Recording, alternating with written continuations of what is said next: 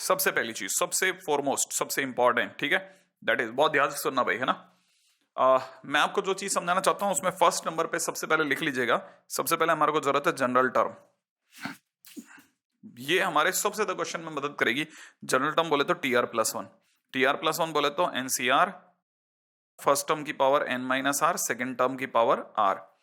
ठीक है, एक बात यहीं पे एक और बात भी समझिएगा, जब जब भी आपकी फॉर्म, जब जब भी आपके क्वेश्चन की फॉर्म A+KX⁴ होगी, ठीक है ना, तो हमेशा के लिए याद रख लीजिएगा, हमेशा के लिए याद रख लीजिएगा, ठीक है ना, then coefficient of x⁴ b, मान लो x की पावर b का कोफिशिएंट मांग लिया आपसे, ठीक है ना। अच्छा, इसे और भी क्लियर करता हूं, binomial coefficient of x⁴ b मांग लिया, देन x⁴ b का कोफिशिएंट उतना ही होगा जितना डिग्री है। समझना जरा, इसमें ये जो सुपरस्क्रिप्ट है वो तो NC रहेगी और नीचे R की जगह B आ जाएगी। जितनी x की डिग्री उतना NC के नीचे आएगा, जितनी x की डिग्री होगी ना उतना NC के नीचे आएगा। बहुत ध्यान से छोटी छोटी चीजों को रियलाइज कर लेना, है ना। यह भी और मैं इसको और एक्सप्लेन कर दूंगा, ठीक है। फिलहाल एक और चीज, सेकंड पॉइंट, थर्ड पॉइंट पे आ जाओ मेरे दोस्त। तीसरी कौन सी ऐसी बात थी जो मैं आपको और बताना चाहता था कि ये TR+1 जो है is R+1th term from beginning है। हाँ, क्यों? क्योंकि ये भी, है ना, क्वेश्चन में अक्सर पूछा जाता है। And R+1th term from, and अगर किसी ने पूछ लिया that is equivalent to N-R+1th term from beginning. Oh yes, exactly, बहुत काम की चीज समझा रहा हूं मैं। अगर किसी ने पूछा पीछे से R+1th टर्म कितना होगा, तो याद रखना that is equivalent to N-R+1 term from the beginning, ठीक है ना। क्यों? क्योंकि इन दोनों का बाइनोमियल कोफिशिएंट भी इक्वल होगा, और याद है R+1 का बाइनोमियल कोफिशिएंट कितना है? NCR।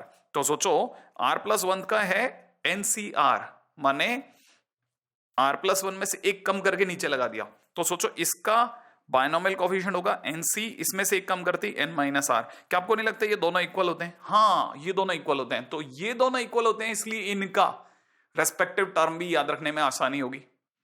सही है ना? हाँ बिल्कुल, ये छोटी छोटी चीजों को याद रखते चलना बहुत बहुत काम की चीज है, ठीक है। इससे पहले कि आप ये बात सोच सोच करके अपना दिल जला लें कि NC0, NC1, NC2 ये सब क्या चीजें हैं, NCR, ठीक है ना, ये सब कहलाते हैं बाइनोमियल कोफिशिएंट, ठीक है ना। अच्छा, पॉइंट नंबर 5, बहुत काम की चीज में एक और चीज ऐड ऑन कीजिएगा, इस पे कई बार क्वेश्चन पूछ लिए आते हैं।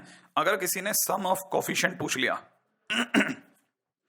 अगर किसी ने सम ऑफ कोफिशिएंट पूछ लिया तो क्या करना, put all variable equal to 1, तुरंत जितने भी वेरिएबल सबको एक रख देना, ठीक है। जैसे आप सारे वेरिएबल्स को एक रखोगे आपका काम बन जाएगा, ठीक है। अच्छा, अब मैं चलता हूं अगले पॉइंट की ओर, बहुत बहुत काम की चीजें अगले पे चले, ठीक है। नेक्स्ट, अच्छा, किसी ने अगर बाय द वे आपसे ये पूछ लिया कि टोटल टर्म्स कितनी हो रही हैं साहब, तो A+X⁴N में टोटल टर्म्स होती हैं N+1, ठीक है।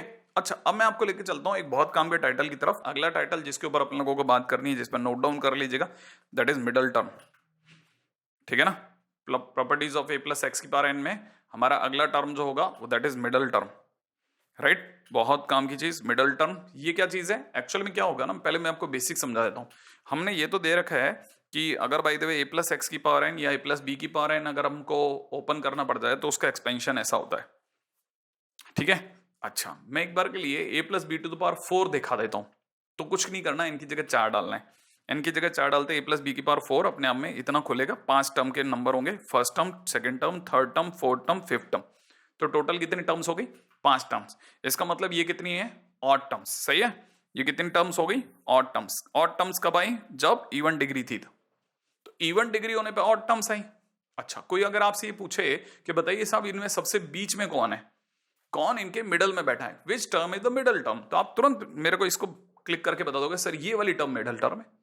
अगर आप इसे मिडल टर्म कहते हैं तो कितनी मिडल टर्म आई? 1। कब? जब डिग्री कैसी थी? इवन। तो इस चीज को लोगों ने ऑब्जर्व किया कि जब भी डिग्री इवन होती है देन 1 मिडल टर्म, तब एक मिडल टर्म होती है। इस चीज को लोगों ने नोट डाउन कर लिया। अच्छा, और अगर सर डिग्री अगर ऑड हो जाती तो जैसे मैं n की जगह 5 रख देता हूँ, तो मैंने जैसे n की जगह 5 रखा, a प्लस बी की पावर 5 का एक्सपेंशन इतना हुआ। अब अपन गिनते कितने टर्म खुले, 1 2 3 4 5 6। सही है। अगर 6 टर्म खुले तो हमारे को पता चल गया कि अभी हमारे पास में टोटल नंबर ऑफ टर्म्स 6 माने इवन टर्म्स है। अब कोई कहे मिडल टर्म कौन है भाई, कहने का मतलब इन सब में सबसे बीच की टर्म कौन सी है। तो अगर किसी ने ये पूछ लिया कि सबसे बीच में कौन सा, तो यहां क्या है, टाई हो गया भाई, ये भी बीच में और ये भी बीच में, कोई सिंगल आदमी तो बीच में नहीं है ना। तो हम क्या करेंगे, दोनों का अवॉइड करेंगे, हम कहेंगे यहां पे ये दोनों टर्म मिडल टर्म है। तो कहने का मतलब ये कि जब भी एन अपने आप में, सेकंड पॉइंट यहां ले रहा हूं कि जब भी अपने आप में डिग्री जो है वो ऑड हो तो 2 मिडल टर्म्स होती हैं, 2 मिडल टर्म्स, याद रख लेना, बहुत काम की बात। ठीक है। अच्छा लेकिन सर कौन सी टर्म मिडल टर्म होती है, क्या हमें हर बार एक्सपेंशन करना पड़ेगा?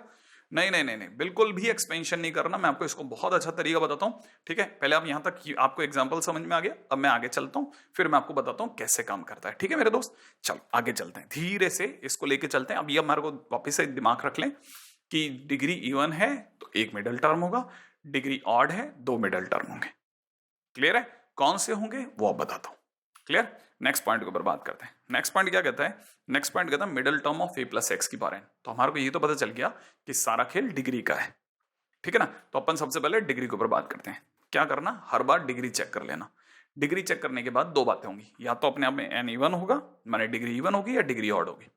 जब भी डिग्री इवन होगी तो याद रखना एक मिडल टर्म आएगा। आपको यहां पर स्क्रीन पे दिख रहा है T N plus 2 by N, T N by 2 plus 1। सही है ना। अच्छा, और याद रखना इवन होगी तो एक मिडल टर्म होगा। ठीक है, एक मिडल टर्म आप अपनी कॉपी में नोट डाउन कर लो, और एन अगर ऑड होगा तो 2 मिडल टर्म होंगे। ठीक है ना। अब देखो यहां पर ऐसे दिया मैंने, अब यहां ध्यान से देखो, मिडल टर्म का नाम सुनते ही आप कैसे याद रखेंगे, याद रखने की टेक्निक सिखा रहा हूं। मिडल टर्म का नाम सुनते ही आप 3 पत्ते बिछाओ, 3 पत्ते बिछाने, T N plus 1 by 2, T N plus 2 by 2, T N plus 3 by 2। Middle term का नाम सुनते ही 3 पत्ते बिछाने, याद रहेगा 3 पत्ते। अच्छा, ये फर्स्ट है, ये थर्ड है। फर्स्ट और थर्ड खुद क्या है, ऑड है, इसका मतलब ये ऑड में आएगा। तो जब भी अपने आप में एन ऑड होगा आपको हमेशा इसको, इस टर्म को उठाना है। और ये कौन है साहब, ये सेकंड टर्म है, दिख रहा है बीच का सेकंड नंबर पे आ रहा है, सेकंड बोले तो इवन। तो जब भी एन इवन होगा आप इसको टर्म को निकालेंगे। आप अगर ध्यान से देखें तो यही 2 मैंने यहां लिखे हैं और ये यहां लिखा हुआ है। अगर आप ध्यान से देखेंगे तब आपको पता चलेगा ये n बाई 2 प्लस 1 ही यहां लिखा है, n प्लस 2 बाई 2, डिवाइड करो ना 2 से। तो लोग ऐसे बुक में दिखाते हैं लेकिन याद वैसे रखते हैं जैसे मैंने बोला।